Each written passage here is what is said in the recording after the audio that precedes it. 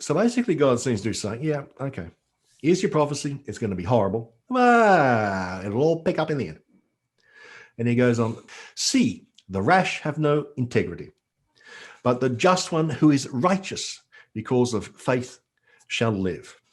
And that's where it comes into Christian theology.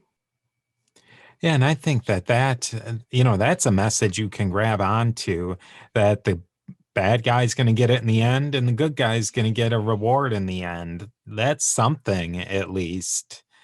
It's a little cliche, but it's some bigger message you can get out of than just a three chapter gripe-a-thon in Zephaniah.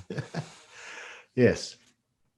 And in fact, that little passage there pops up fairly often in Paul's letters. For example, Romans chapter 1. For in it the righteousness of God is revealed through faith for faith, as it is written, the one who is righteous will live by faith. Or, for example, in Hebrews, which is attributed to Paul, but although the letter to Hebrews doesn't actually claim to be by Paul, in Hebrews chapter 10, in a very little while, the one who is coming will come and will not delay. But my righteous one will live by faith. So that became a popular element in Pauline theology, where Paul is basically into no, you don't, it's not by works that you were saved, it's by having faith, just as Habbakuk said. I had also heard an interpretation. I'm thinking that this was an evangelical interpretation about empires, that these big things, these big entities are always going to fall. But as long as you keep your faith, et cetera, then you'll be okay. Okay. I mean, that's really the story of Job at the end, too. Yeah.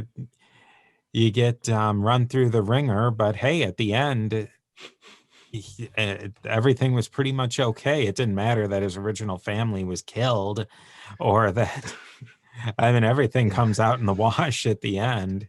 Yeah. It ends up with a new family. So just put that behind you. Just hang in there. And yeah, just hang in there.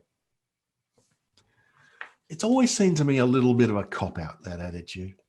I can see the attractiveness of it, but... I mean, yeah, I think it depends on what direction you take it in. If you say that you don't have any agency in changing your circumstance, and I don't think God really says it one way or the other. Well, in Job, he says specifically that you don't have any agency because Job didn't do anything. Yeah. But I don't think in Habakkuk, God really addresses Habakkuk's agency at all in changing anything. Yeah. He just... well,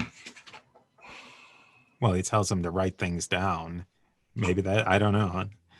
That's for theologians, a much higher pay rank than my podcasting pay rank. Yeah.